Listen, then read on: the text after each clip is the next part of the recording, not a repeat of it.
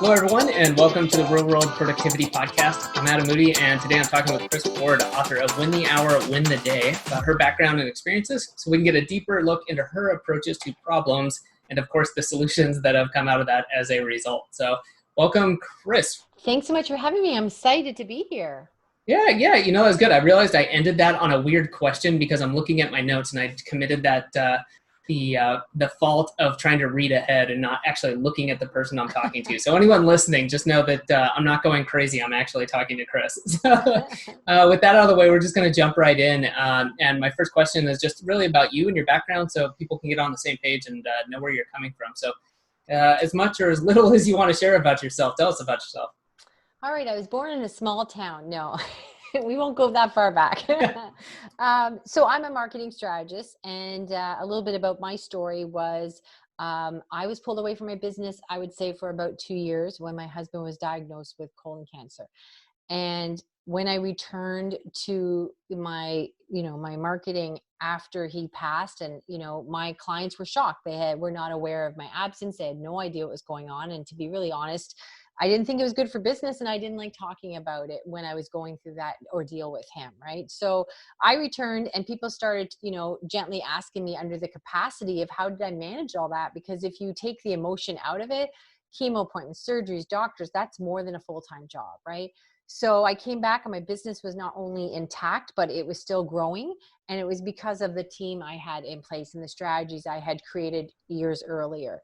And I came upon those strategies the hard way because, like everybody else, I started out like a crazy hysterical person. There was numerous kitchen fires where I thought I could answer one more email. I had almost electrocuted myself once because I was in such a rush. So earlier than that, I had figured out there had to be a different way. And luckily I did, because when I was pulled away from my business, my gosh, when I returned, after John had passed away, that's not the time to be doing job interviews and try to be charming and get a new job. So I was very lucky that these things were in play.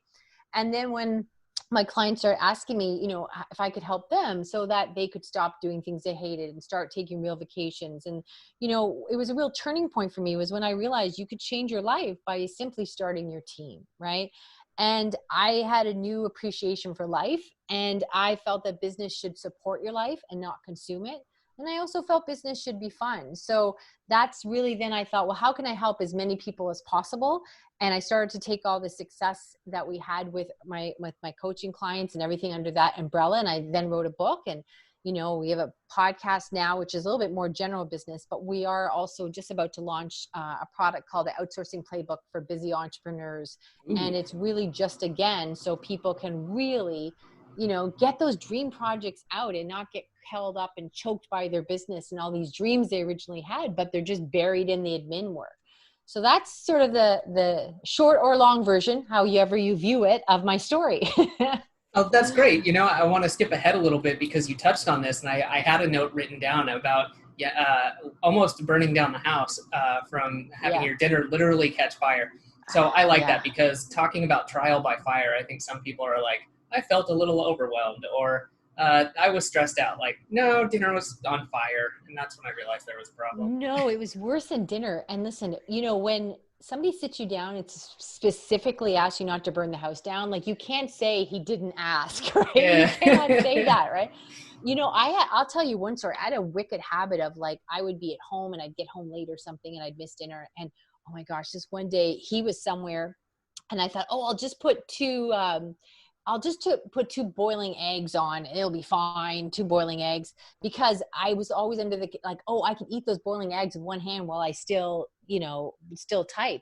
And I was hungry. And then all of a sudden I went to answer one email in this little sort of extra office I had upstairs, because I had one at home and then I had my regular office.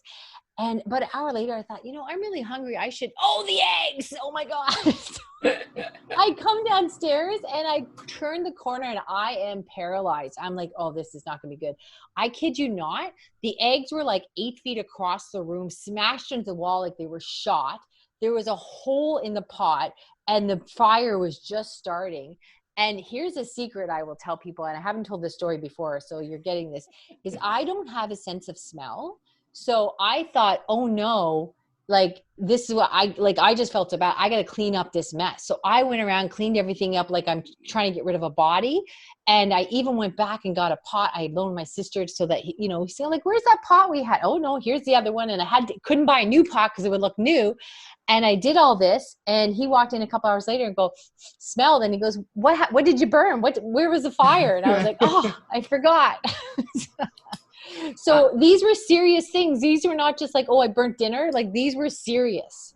Yeah. So that happens. So that's a pretty high or low point, depending on how you describe that. But like, what was the turning point? Where did you start to make the changes? What were some of the first changes you started to make? You know what? I really just realized that, again, you could change your life by starting a team. And for me, I think it was, when I hired my first person many years ago, I would say about 8 years ago now. Back when I was doing that 8 years ago, it was still like under the guise of you're hiring somebody that's going to drive to work on a chicken or something. Like, it was just seemed like this far-fetched thing. And for me, one of the things I was doing back then, even 8 years ago, you were still going to business meetings, right? You were sitting there, I would be taking notes, and I'd be in a meeting, I'd be promising, different things I could deliver, as a marketing strategist, and different packages. And I would promise myself when I got back to the office right away, I would put that in their file. Now, of course, as every day ends with the letter Y, this never happened. And every week I was ending up Friday afternoon going, oh my gosh, here I am again. I promised this week would be different. And then I'm trying to piece together notes, because these notes were written with the concept that I would only need them for 20 minutes. And so if somebody called me with asking to make a purchase and to get these packages, then I was trying to guess, like, what did I promise him? And oh my gosh. And if they had caught me, it would have been looking like I was trying to swindle them, when clearly I just had bad notes. So it started when I said, okay, enough is enough. And this went on for a while. And of course, as John would say, I was always trying to steal time from sleep. Like, I can get up earlier, I can stay later, I can, do this, tie my shoe, and answer your email at the same time. So then I hired a transcriptionist. And God love this woman. All she wanted to do was transcribe. And she had about 8 other clients. So we only used her when we needed her. Some weeks we needed her an hour. Some weeks we needed none. And because this is all she did, she was really fast. So she cost me like $12. And then I got all of Friday afternoon back. And that just changed my vision of the world. And I was like, oh my gosh. So that's just implemented some freedom, which allowed me to execute, because really execution is everything. And then it just snowballed from there. So that was the turning point for me, is it really a business is when you start a team. Up until then, you are expensively self-employed. Fair enough. No, that's a very good one. I'm going to have to write that one down. That one's definitely going in the show notes. So let's back up a little bit. Obviously, routine, things like that are very important to you. We're going to dive into the details of this a little bit, but what does your normal routine look like now? Well, some things what I do is I put everything in amongst what I call, like, not even self-care. I would call it like, treat yourself like a business athlete. So if you want to be at peak performance, you need to be a business athlete, right? So whatever that looks like for you. For me, I do work out every morning. For me, I stop and have a proper lunch, like a real lunch. I had to learn how to chew slower many years ago when I started putting these strategies in place, because I was so used to throwing things down my gullet while I tried to answer with emails with my other hand and have somebody on hold on a phone. And I assure you, as you're shoving food down your throat, it's never a salad, right? Because you're trying to eat really quickly. So for me now, it's take a half hour, make a proper lunch, or go somewhere for a proper lunch, chew your food slowly, have breaks whenever I shift gears. If I'm working on something and I'm now about to start a new project, I take a 10-minute break. So it's really about peak performance and treating myself like a business athlete. Yeah, you touched on something really interesting, I think, about taking the time. And I know that's been really important for me, and I want to come back to this in a little bit, but using your calendar more, but then getting beyond that to block out those times where it seems frivolous at first, like, oh, well, why should I be eating lunch when I could be answering those phone calls and emails? Because those are what's going to drive the business forward, right? Because in one sense, very much so, you eating lunch isn't driving the business forward. On the other hand, if you're unhealthy, I think people can see both of those, but I think it's important that people do block it out, whether it's 15 minutes or maybe it's an hour to go do that. What do you tell people when you work with them that have real I would imagine some people have some real pushback to that, saying, hey, you need to take some you time in the middle of the day. How do you deal Well, with that? it's not you time. It's like, I've recently become fascinated with this Formula One documentary on Netflix. If you haven't seen it, it's Drive to Survive or something. And the insanity that they pick up this machinery and then take it to another part of the world, and just never mind the car, but the amount of computer and hardware that they build this infrastructure of $1 million, and they make the car pull into the pit because they need to change the tires. They need to do whatever. And there's times where somebody doesn't want to pull in and they're like, but you're in the lead. Well, you're going to burn out your tires, right? Like, this is it. You're in the lead now. Their tires are going to blow in a second. So it's really not, it is about, I notice the difference when it's not even about nutrition or self-care. It's when I get back to what I call hysterical Kriss, or I claim to be a recovering rushaholic, that when you aren't pacing yourself, that's when you start to get agitated with other people because they're not going at your speed. That's when you knock over the coffee on your desk and you start accelerating at a higher and higher level that becomes less and less efficient.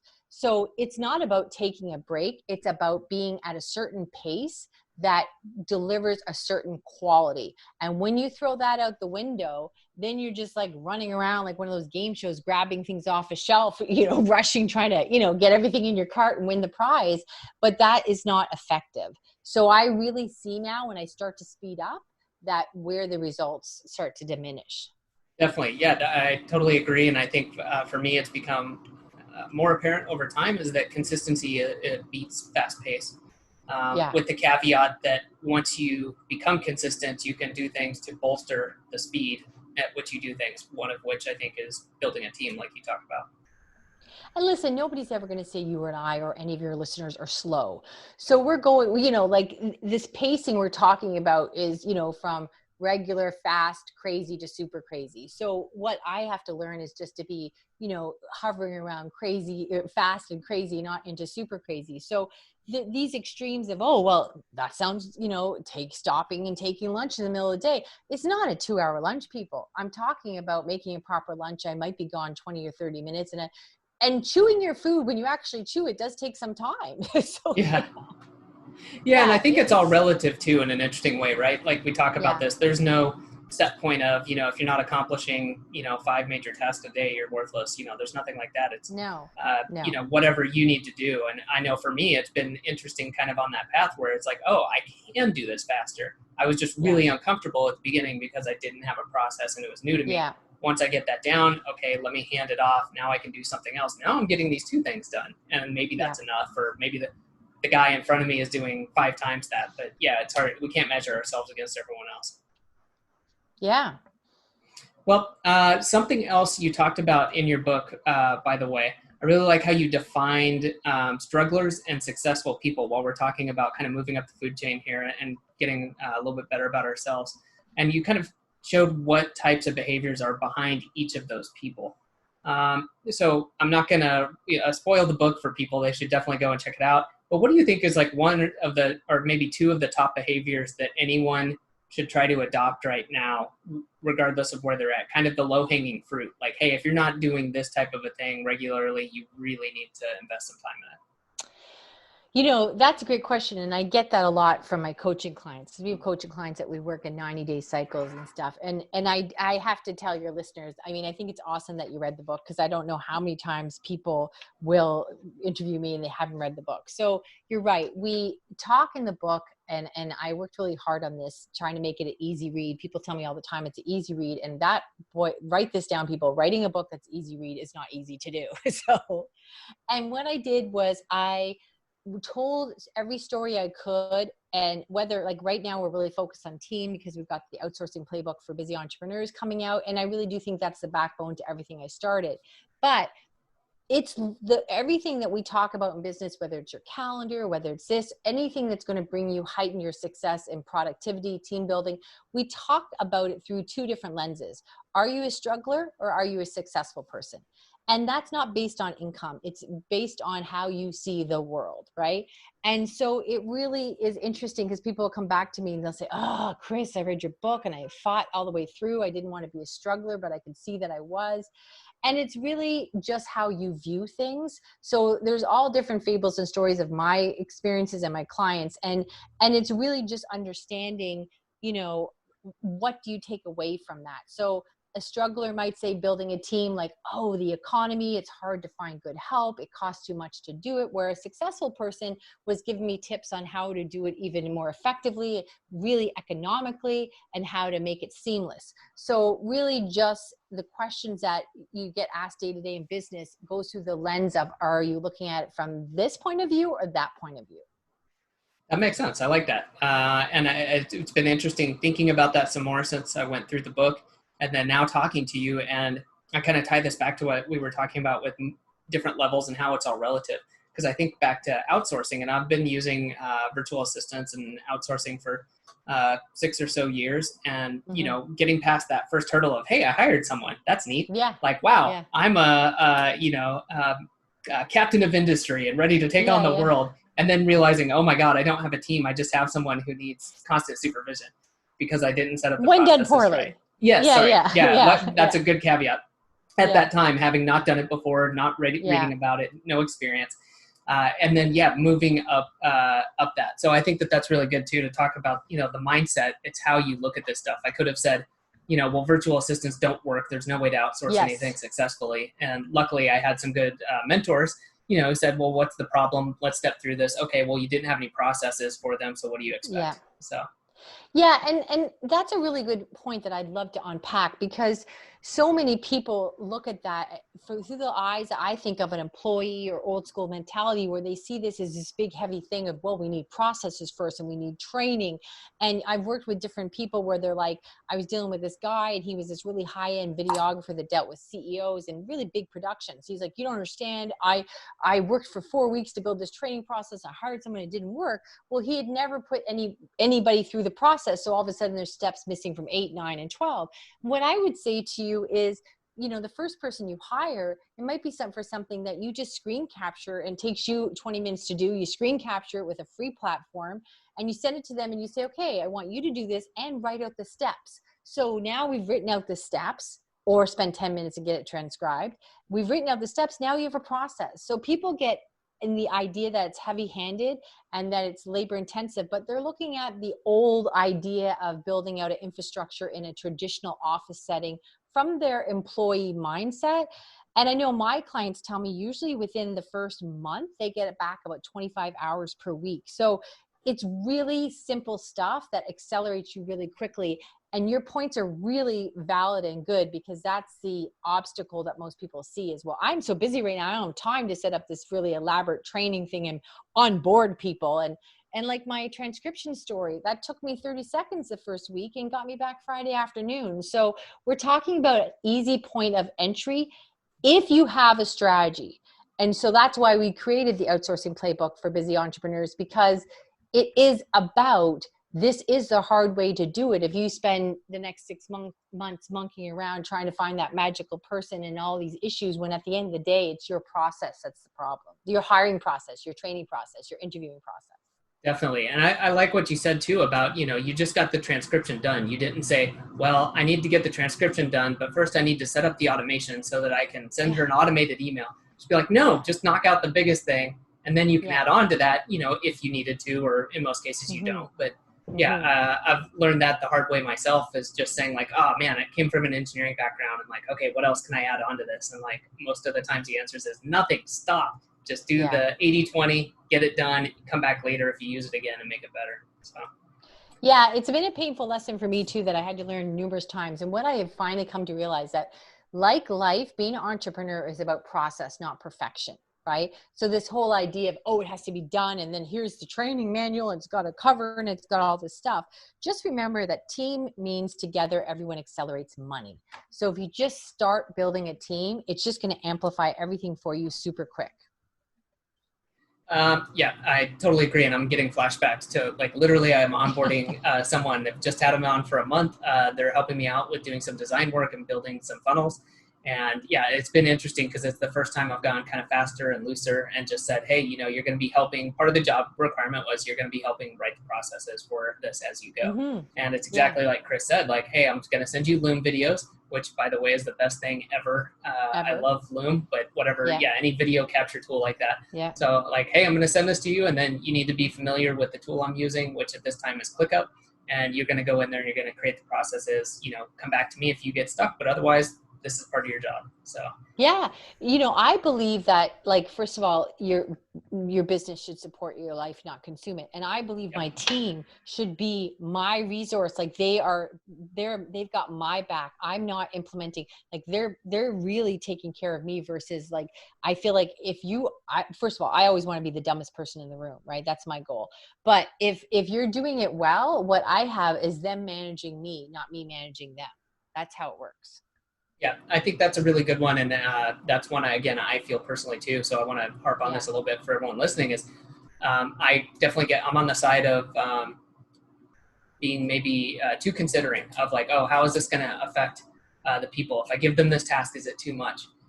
And I think so long as you're fostering a good relationship and you have that team, you know, in the sense of the word of it is a team, you're part of that team, that you don't need to worry about it. And that's something I've had to learn too, is like, hey, just go ahead, you know, ask people if it's too much, things like that, but don't worry so much about what you're doing. Give them things that you know they can do, get their feedback on it, and iterate from there.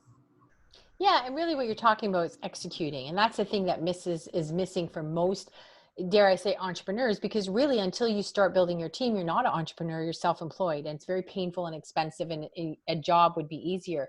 And all that's missing is, you know, execution. You've got all these ambitions, you've got these ideas, there's no shortage of that. So it's execution. Because I know for me, you know, on my podcast, just recently I was interviewing a guy on the Win the Hour, Win the Day podcast, and his father was a really well-known carpenter. People came from far and wide, and they spent thousands of dollars, and he was in the local news, and he was like a big deal, a big fish in a small pond. And when he stopped at 67 years old, he closed the door, walked out, and then sold his tools, like his hammer and his saws and stuff, because he never had a team. He didn't have processes in place. He had nothing to sell. And he could have had junior people assisting him with that at the end of it. He could have just been the one doing the stain or whatever. Yeah. There could have been an easing in and easing out. But after being so sought after and a waiting list for his products, his handmade products, he closed the shed and sold tools. Like, that's crazy, right? So until you start your team, you don't have a business. Well, let's talk about that then a little bit. I think it can be hard for people to see someone that's, again, several steps ahead, and maybe has a team, has a project manager, is able to, move quickly, knock out projects left and right. So how do you get people to get over that hump of maybe making that first hire or two? Because I found that to be the real sticking point. People either are really quick to do it and have a really bad experience, or they're slow to do it and, just never get around to it. What's the kind of jumping off point, or how do you help people get past that? Well, I think when the student's ready, the teacher will come. And I know that when I'm working with my clients in my coaching program with these 90-day cycle coaching programs, and what happens is they have big dreams and they just think that their dreams require a lot of work. Like, oh, you don't understand. Like, I've got this, big thing. And what I feel is painfully sad about the type of client I work with, usually they have a service-based business. They've been in business a couple of years. And then sometimes they're even presenting well online. Like, they have a podcast or they're doing something. And then they kind of pull me to the side and then they whisper like, you know what? Yeah, I'm doing really well here, but I haven't slept since this time last year. And they're like on the verge of crying and they're hysterical. And then they start telling me, well, my husband hasn't left me yet, but we've had conversations about it. Or my wife, well, she's at her sister's right now, but I think I can get her to come back. Right. And, there's this messy life. And because they've been working so hard, they can't let the dream go and they can't go back to their job. And all they need is some help. But the problem, the real pain point is they don't even understand it's that they need a team, because they're so lost in the weeds that they can't see their way to light of day. Like, they're just dealing with the fallout, right? So really, it's like, what I want people to understand is you're not the problem. You're a smart person, because then you start doubting yourself, like, oh, I thought I would be better at this. And everyone told me I was business savvy, or I was good at sales or whatever. So you're not the problem. You just need this to get you out of there. And the other thing is I said is, you can't just run out and hire somebody and think, okay, that would be the solution. And then it blows up in your face because it's, oh, kids these days in the economy. Yeah. So really understanding if you are not if you're looking at anybody online with professional jealousy going, how are they doing that again? Then you want to be that person, you need to start your team. That's it. Definitely agree. Yeah, so I'll just add mine onto there. Just for anyone who hasn't done it, give it a shot. I've been encouraging my wife to do this. She started helping me with my business. That's been an interesting goody transformation where they're like, yeah, well, we're stuck at home together. Let's see if we can mix business too. But but doing that, I'm encouraging her to, hey, try getting a virtual assistant. Even if it's for her day job. She's a scientist. I was like, you've got admin stuff you do that you're spending a couple hours a day on, or maybe just a couple hours a week, but why don't try it? There's someone out there who would appreciate this opportunity, who could help you.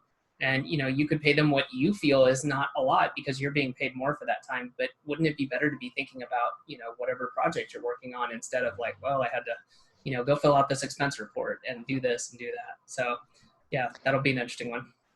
And it's a great point too, because that's another misnomer that people dive into is they go, oh yeah, Kris, I went and got a VA and she helps me with my social media and she helps me with my admin and then they start listing all these things. And what they tie it into again is a human that they like. And they think, oh, I found this magical fairy that can help me. But what I want you to understand is, like you said, or the example I gave with the transcriptionist is I might start out with a very specific VA. And for the next 6 weeks, I might use him or her for 3 hours a week.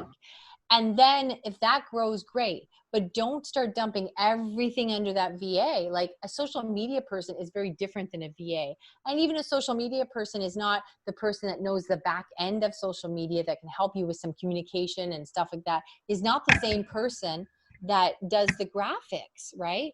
So that's another mistake people make is they just say, okay, this is amazing. I've got this virtual help and it's very economical and the training's working. So this is going well. Let's just put everything in the kitchen sink on this person's lap. So it's all these little subtleties, which is why we created the program, because there's simple redirections that will cause you no money and no extra effort really, but they do bite you in the butt if not done well. Gotcha. Yeah, definitely agree. So moving on to a slightly different topic, because I know you advised this, and this has been a game changer for me. Having a calendar in conjunction with or in replacement of your task list. So this one has been one that I think a lot of people probably go through. I feel like this is common. I don't have any data to back this up, but I think coming in when you first start to say, hey, how can I be more productive? You're kind of in that phase. It's like, well, I need a capture system, right? Whether it's getting things done or a task list. And that's a good first step. I think it's better than nothing, right? Because that way you're not missing things, but you're gathering everything. And then it's like, oh my God, I've got 139 things to do today. And eventually you realize, aha, I don't have enough time. And then you realize the importance of the calendar. So not much of a question there, but I assume you feel the same way from what I read. And do you have anything you kind of want to add to that, or why you think people should be doing that?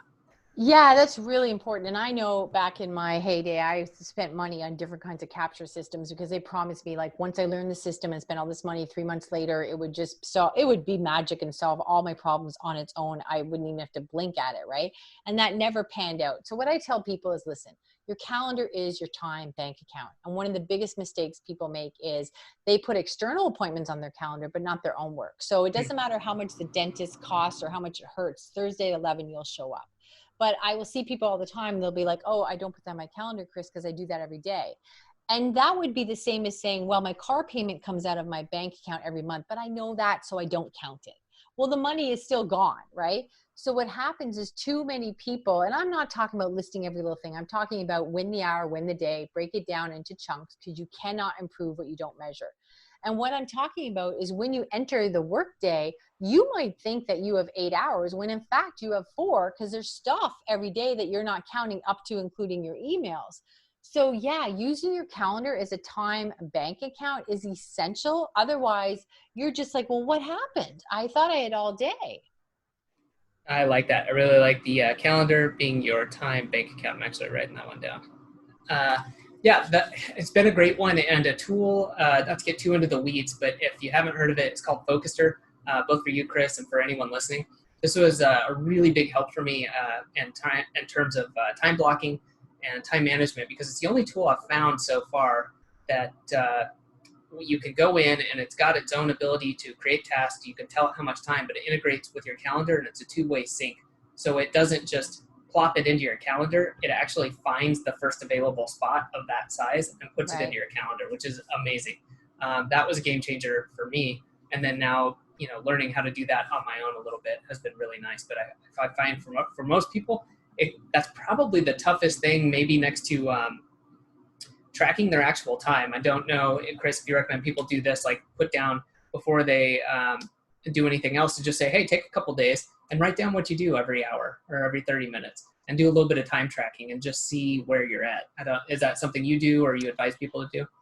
Well, I try not to give them work to do before they do it, because then it just becomes another thing they haven't get done. So when I'm working with my coaching clients and we're doing that kind of stuff together, what I say is we just start from where we are, right? Yeah. So when I do an audit with them on where their time goes, because, it just seems like it evaporates, is, we just make it simple. So give me an idea of what you're doing. And what I would do is start with broad strokes instead of little things. So I might say, okay, let's take a look at tomorrow. And then all of a sudden, like when I'm working with someone, they'll go, well, no wonder I'm tired.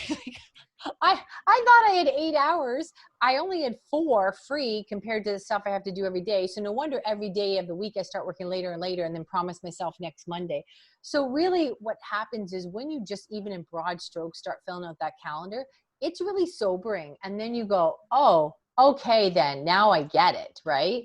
So that's just start simple and it will give you some awakening and that will spur some action. Definitely. Yeah. I think you said it just slightly different, but what gets measured gets managed, right? Like, that is such a game changer when you start seeing, and it can be good and bad. Sometimes you're like, oh, wow, I actually get this stuff done a lot faster than I thought. Or more likely though is, I thought writing an email and sending it takes 15 minutes. Turns out it takes me 45. So yeah. Well, cool. What are some tools that you like using? This is the stuff people love to talk about. It's not always the most important, but I am one of those people. I enjoy checking out tools, but I also understand that, I can't live in shiny object land. No. But what tools do you find that are actually really helpful?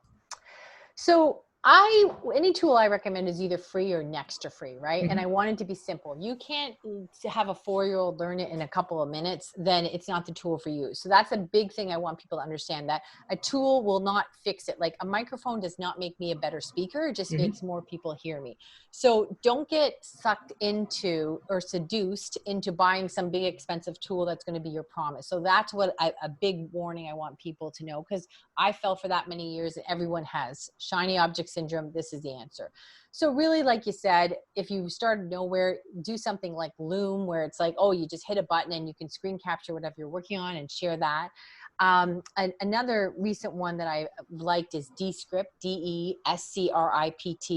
Now for me, I use that for my podcast. It's pretty super cool. What it does is you import the video. It will give you a transcription of it, but you can go through and click and it will say, do you want us to remove all these fillers? And it will take out of your guest language all the times they said it will delete it from the video, not just a transcription.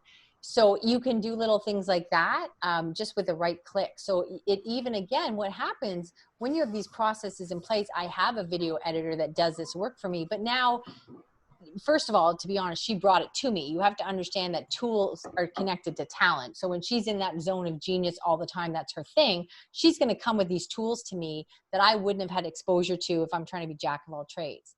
So even though what happens is then she starts showing me tools that expedites her work, right? So that's a recent one. Descript can do a couple of funny little things. It also can change. They have the capacity to take your voice, because it's in the program, and change a word you said if you flubbed it. They won't let you change somebody else's words because they don't want you putting words in other people's mouths, right? But they will let you change yours. So if you slip up and say this word wrong, you just right click and they'll change the word. And it sounds like you, like it's your voice. So it's crazy. This is apropos, being that I screwed up the intro, so I might have to this tool. I do that all the time. Yeah. So stuff like that. But really what I want people to understand is, you know what? Google Calendar will save your life. It's simple. That's it. Use Loom. Nothing fancy. Your phone has a lot of power to it. if I see something online that I go, oh, that's a good idea on social media, I just screen capture it and put it in an album that says swipe file. Like, oh, I'm going to try that in social media. They had a good post, whatever. Really what I would tell you, it's just when you have a team in play, then you have the room to be creative and start seeing things differently, and just with ease execute, because you're not running around trying to keep fires, either put them out or keep them burning, however you want to look at it. Yeah, 100% agree. So looking back over the past, several years of your life, what's something, if you could go back 5 years and tell yourself something in terms of productivity and time management, what do you think that would be? I hate to keep nailing it home. I guess 5 years ago I did have a team, but if I had started my team, I would say the first 2 years of my business, I literally went without sleep. And there are people who are very kind to me, but if gathered, they would say that I was not that charming. And I realized like everything was in a rush and I was always trying to keep up. And so even when I was presenting myself, what I thought was there was this person screaming in my head saying, could they not talk faster? Which, by the way, I've learned that you cannot say that to someone. You cannot ask them like, listen, I have tried, and it always offends, right? So what I would say to you is those first 2 years I was in business and I didn't have a team, I was just going without sleep, and it just doesn't make you a nice person. And everything just falls to the wayside. You're not as creative. You're not as nice. You're not as patient. And you know what? When you're being creative and you're in your zone and you're rested and you're a business athlete and you eat well, you don't need patience. You're fine, right? So it's not you're not as patient. You just don't need it because you're doing stuff you love. So for me, those first 2 years were unnecessarily hard on me and my family. Gotcha. Okay. Well, we got time for one more question here. And I'd like to know, it doesn't have to be a book. It could be any sort of media. But what book or piece of media do you find yourself recommending the most to people outside of your own book? Oh, of course. I wouldn't arrogantly pump that. But book I find let me see. There's so many books. I'm one of these horrible people that we get I always revert to the EMyth. I think that's a good eye-opening one. The EMyth is a good one. I read that, and it's just a simplified version that will forever remind you of how to run a business. I'm really about, anything I can look at that's business oriented. Like I mentioned, the Formula One. I know it's about race car driving, but if you watch that, you go, you think your business is so special and you're so important and that, you've got so much at risk. And then you look at this thing and you think, oh my gosh, they just took that $1 million company, put it in a truck, flew it across to Australia now. And then a bunch of guys are going to try to assemble all these computers that will tell you within nanosecond of how much air is in a tire. What if they forget that cable? Like, I kid you not, the first night I watched that show, something happened where they go in the pit and they do the bolts, and it's supposed to take 3 seconds. And the car pulled out and the guy was winning the race. And the new guy goes running around and said, I don't think I got that last bolt. And they looked on the computer, they could see with all this sophisticated equipment that the bolt was loosening, and they had to ask him to pull over. They had to box the car, get off the track. I shut down Netflix. I said, I cannot watch this before I go to bed. Like, I felt sick. I was like, this guy, like, it was on all the computers. There's like 30 people in the pit looking at the computers, and they could see that the bolt wasn't turned like 1/100th of a, like, he's got 3 seconds, and there was like, let's say there's 20 degrees, it has to be turned. It was turned 19 and a half, and going 200 kilometers an hour, it was going to come off the wheel. And he's sitting there holding his helmet, rocking back and forth. And the guy was in the lead and he had to pull off. Like, to me, then you put your own business in perspective. Then you go, listen, I think I'm important and I can't hire someone because it's my baby and it can only be done my way. Well, you watch something like that and you realize how many moving parts there are, and that, you know what, you can hire an outsourcer. You can do this. It's okay. You're not going to wreck it. Yeah. Oh, that's great. Well, Kris, thank you so much for sharing so much. I know I personally got a lot out of this. I think everyone listening will definitely be doing the same. So, I know we've mentioned your book as well as the outsourcing. Where can people go to find out more about what you're working on? Yeah, right now, I tell you, I would encourage you to check out Coming Soon from Kriss, KRIS.com. That will get you on the waiting list for our program. And it's going to be like, I'm not kidding you, it's going to be amazing. The goal was to feel like we're bleeding. We're giving away so much stuff. So it's going to be a really special package because it's our first one out there and we want to really get some exposure. So this is the time. If you're looking for some free gifts, we've got free gifts from Kriss, KRIS.com.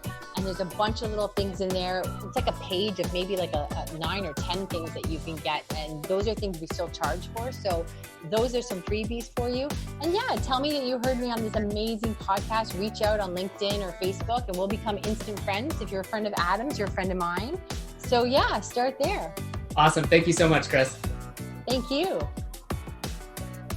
Thanks for listening to this episode of the Real World Productivity Podcast. If you know someone that would enjoy this episode, please grab the link and send it via email, message, or whatever means works best. Now, if you're looking for more ways to increase your productivity, time management, and team building skills, be sure to go to productivity.academy/resources to find out what tools, cheat sheets, and services can get you started and make the most impact right now. For those who want to make fast changes and want to save dozens of hours, I highly recommend joining the 14-day Productivity Foundation Challenge at productivity.academy/foundation challenge. This 14-day challenge takes minutes per day, but will help you develop or improve your daily review to get more done with less distractions and loss of focus. You'll also get over-the-shoulder directions for setting up an automation to save dozens of hours and the process for deciding what else you should automate and how to do it. And if you're serious about continuous improvement and you know that productivity, time management, and team building will impact every area of your personal and professional life, join us in the Growth Automation membership. Find out more at productivity.academy/join.